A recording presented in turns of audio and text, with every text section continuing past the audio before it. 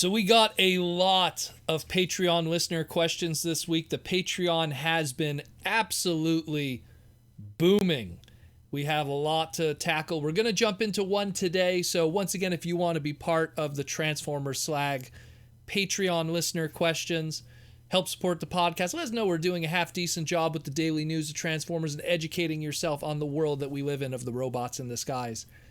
Patreon.com/Protoman, or check the pinned comment or the description below. Clickety-click, come join us and help us support with the craziness. What does it get you if you join the podcast and join the Patreon? Well, you get your name in the end credit scroll at the end of every segment moving forward. You get your access to the Transformers Slag Discord where we hang out, talk Transformers, break the news, get some cool deals. We just updated all the recent deals that have been happening in the world, so you get updated on how to save money in your hobby. And of course, as among other things, including some gifts in the mail at a certain tier and the Patreon listener question. We got a Patreon listener question here from Zeta Prime, and Zeta Prime wants to know, Proto, I have a Patreon listener question I'd like to ask you. Over the past few years, we've seen mercenaries and other factions within Transformers in the lore take the stage of Transformers media.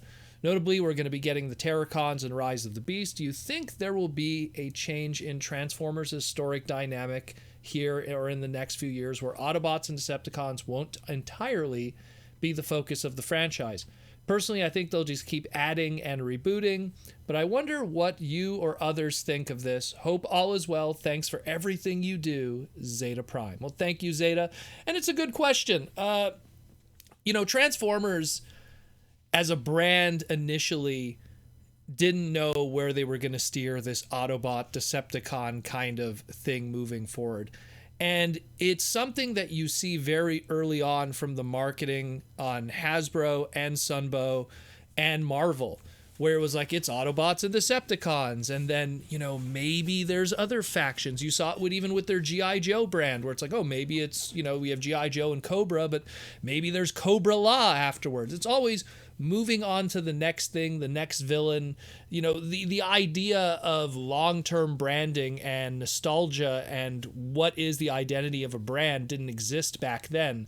So, Transformers played with the idea where it's like, you had Autobots and Decepticons, and then, oh, hey, here's these Insecticons. And the way that the cartoon sold it was, they kind of recognized themselves as their own species separate from Transformers, and that they only ally with the Decepticons. And in the comics, though, it kind of had a different spin. They were just kind of identified as Decepticons in the past. And of course, modern interpretations of the Insecticons today are they're Decepticons. They're just like, they're a separate subgroup, much like Dinobots or Combiners or anything.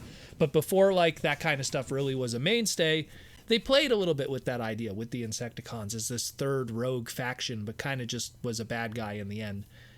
And when you march forward with the brand, Transformers, I think that the only time that they're ever really going to do something different with the tried and true is when times are down. But at the end of the day, they're always going to be having Autobots and Decepticons because of the thing I always talk about, trademarks. They got to keep those trademarks. Look at it this way, between 1985 and 1987, that's was like the peak of Transformers popularity in the Western culture. Then, of course, Ninja Turtles came out and changed all of that. Granted, Transformers still stuck around quietly in comic books and toys afterwards. So, between 1984 and about 1991, late 92 in the UK, G1 was a thing. And Autobot Decepticons were still a thing, and they kept moving forward. Obviously, it was stronger in Japan, and it kind of marched forward even with fiction and animation and everything like that into the 90s with Japan. But it wasn't so much the case with the Western world. And then when they did Project G2, and that didn't work out ultimately in the end, and the chips were down, that's when they decided to change it up. That's the Kenner move. Going from Rhode Island to Cincinnati with the Kenner office. Making everything Maximals and Predacons instead of Autobots and Decepticons. Having a Optimus Primal and all these fresh trademarks. All these characters that weren't Prowl, that weren't Bumblebee, that weren't, Jazz, that weren't Starscream, that weren't Soundwave. And it worked.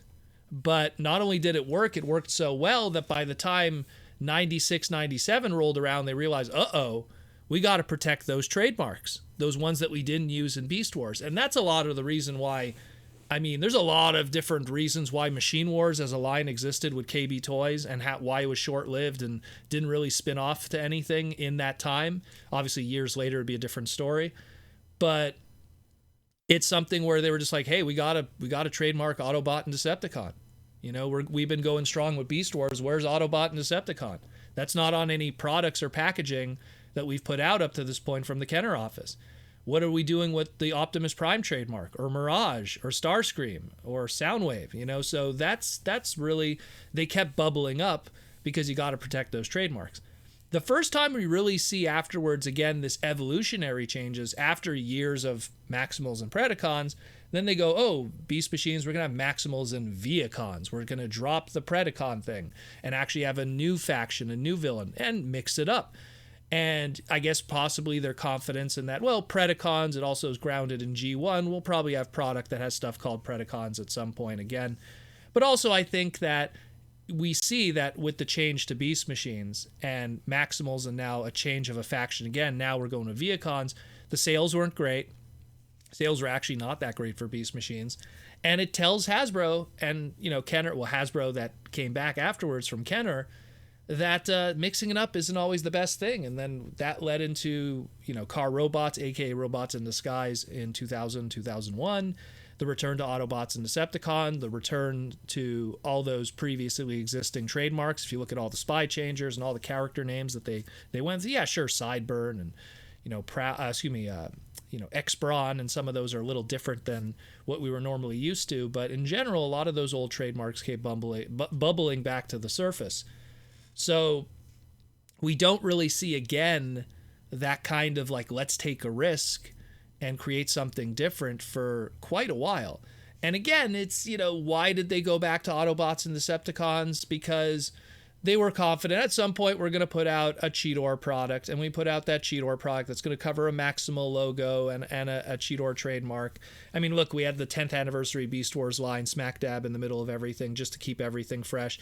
We'll have a Creo line. We'll have something that'll always come in and keep that Maximal and Predacon trademark safe.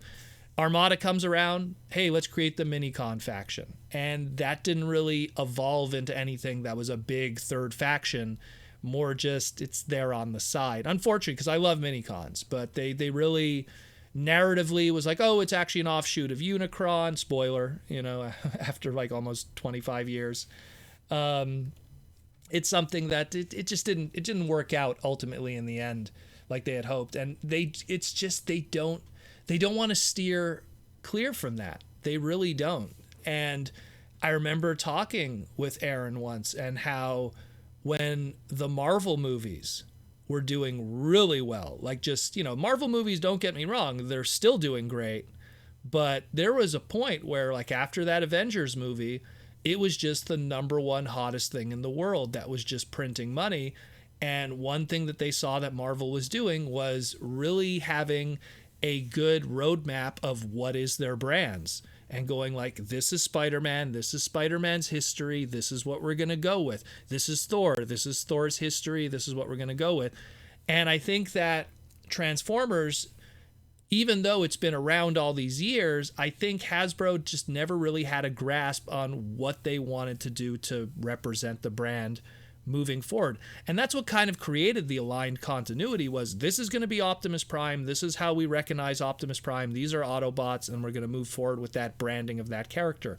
I guess they wanted to avoid the cases of, well, here's how Prowl is in G1, and then here's how we depict Prowl in Beast Wars, and then here's how Prowl is in animated. I think that they really wanted to have a one unified idea, because the hope is when you look at Spider-Man across a cartoon, a toy line, or whatever, it's all the same Spider-Man. It's the same with Captain America.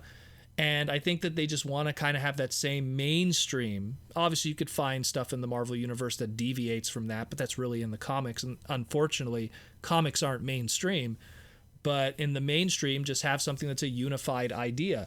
And what does that get to when it comes to talking about factions is that the more you deviate the narrative of the story, the more you confuse the mainstream audience, because we're still trying to get them used to the idea of, okay, it's Autobots versus Decepticons. Get used to that. And then the hardcore fans, yeah, we've been used to this idea for decades now. We want something fresh, but we still haven't reached that level of Avengers notoriety that we want to still try to create that. And I think it was a lot of mistakes that were made very early on. I think that hindsight's 2020. Yes, the Michael Bay movies did very well financially, but I feel they didn't do very well for the Transformers brand in terms of notoriety. Everyone loved Transformers, but when you look at, let's say, Revenge of the Fallen, which was a huge success monetary-wise for Hasbro and everything, who came out of that being iconic characters that are remembered forever? Does people talk about Skids and Mudflap, about these iconic characters in the same, eye of like Thor? Look, you could have a Hawkeye movie. You could have a Black Widow movie, which are like C-list characters in the Avengers, but no one would ever say, hey, where's my Skids and Mudflap, spin-off movie? Where's this? There was a lot of stuff. Look at the way that they handled Sideswipe and even Ironhide. A lot of these characters were disposable. They were there. This movie made zillions of dollars, but they were all disposable. Optimus Prime, Bumblebee, Megatron, Starscream, let's roll with it. That's all that mattered. Look at Devastator, didn't even matter in that movie. The Fallen, who the movie was named after, disposable character. They weren't building a narrative. They weren't building a mainstream story. And it boils all the way back to even the factions, where if you start confusing people and you go, okay, movie 1 and 2 is Autobots versus Decepticons, and movie 3 is going to be Autobots versus Predacons, and movie 4 is going to be Autobots versus Terracons, it might confuse the audience. And no offense, here's a reality. Most of mainstream audiences are dumb. They're really dumb. And I know there's some people that are going to be listening to this that might get offended by it, but they're dumb. I've gone multiple times with different groups of people who are not comic book fans to go see Marvel movies, and then when you spend all that time explaining the movie to them, because they watch those movies, they pay for those tickets, they say they love it, they have no idea what they watched. I remember seeing Guardians of the Galaxy with a bunch of people who were movie fans. They loved the idea of the Marvel movies, and then I think we spent, it must have been an hour to 2 hours just sitting at that restaurant after the movie, just explaining who everyone was. What is this story? Who is Thanos? What's that duck that was in the, it's stuff that it generates income, but people just, there's such a huge amount of people that just consume the media and aren't too concerned about anything else, that the companies themselves, they go, you know what, we need to stick with just simple branding, because people are just not smart enough to make those transitions. Look, the old saying, people don't like change, and that's really what it is. Look, us as fans, we've seen so much, we've gone through so much, we've seen all the different ideas and concepts and everything. We want change within the Transformers brand. All the times that Transformer brands had big booms were when things really were changed and shook up. It's literally in the history of the brand, is every time when Transformers came out in 1984, it was fresh and new. That's why it was successful. When Beast Wars came out back in 95, 96, it was fresh and new. That's why it was successful. When Armada really came out and tried to be Pokemon for a little bit, it was fresh and new. That's why it was successful. When the movies came out and it was trying to be something different than what we were used to before, like it or hate it, it was fresh and new, and that's why people liked it. So it's something, and we could keep going on and on. When it's fresh and new, the fans love it. But you can't say always that the mainstream audience is going to like it, because they have a preconceived notion of what they expect from things. And it's not like Marvel movies where you could just put out movies and people will blindly see them. That Bumblebee movie, a lot of people liked it, but it didn't do well at the box office. So sometimes giving something for the fans and trying to be fresh and different doesn't always work out with numbers. And at the end of the day, Hasbro, number one toy company in the world, that's what they're looking at more than anything else, is the numbers. So will we get something different? Yes, one day, but it's going to be when the chips are down. When stuff is so in a weird place, when Transformers is just not a good brand anymore to make money from, and Hasbro is freaking out, then they're going to do something different. then they're going to mix it up. For all we know, we could return back to, a whole drop of, the Transformer headline. It might be Beast Wars with Maximals and Predacons again, or it might be something completely different and off the wall, and they'll just keep those Autobot and Decepticon trademarks on the side by doing, a masterpiece, a classics, a whatever on the side that keeps those Western trademarks alive. But they'll do something completely different, like what they did with Beast Wars. They had a mainline Beast Wars from 95 to 99, a little bit of 2000, and kept those Maximals and Predacons while having a small little brand on the side that kept that Autobot, Decepticon, and those trademarks alive. In small, you have to understand, these are 4-year stints. 4 years is a long time for a lot of brands. Brands are born, live, and die within 4 years. So especially their hype and their fandoms. So it's something that I could see happening, but it has to be at a time when Transformers is at its lowest. The only time we could truly see it, and without no pun intended, a transformation of the brand is when things are down. When things are going to be bad, when things are not looking well, then they're going to do something different. But if Autobot and Decepticons are still printing money like they do now, people are buying stuff like crazy with the Autobot and Decepticon logo on it, then they're going to keep doing it. That's the reality of it. And like I said, all those years ago during Aaron Archer's Steed, they were looking at each other at Hasbro and going, look what Marvel's doing and how well that's working. And they're really trying to pattern themselves after that. So I hope that kind of answers that a little bit. I want things to be different. I love the idea of a new faction. Get rid of Decepticons, some new faction. But I think it's more short-lived or, fun little thing here or there on the side. Again, like Blendtrons, like Minicons, like, I'm trying to think of another one that really shook things up, but didn't really stick around for that long. We had the Predacons in Transformers Prime, but they're not a long-term thing. If anything, I feel they're more just a trademark thing. But to have something that's more of a permanent nature, like the Maximals and Predacons were for a good 5-year stint, that's something that I'd love to see again. But we'll see what happens in the future. Bad times have to happen before the good times could roll. So I hope that answers your question, Zeta Prime, and I hope someone learned something from this and it gives you a better idea of what's going on within the Transformer world. And if you want to be part of the Transformer Slag Patreon, help support us, patreon.com/Protoman. Ask a question like Zeta Prime here, or just come hang out at the Discord, help support the podcast, and just know that we're working hard to make sure you guys are entertained. And I hope to tackle more of these, because we've got a whole bunch of these questions that hopefully we'll get done this month for sure. And hope to see you on the Saturday night live stream coming soon.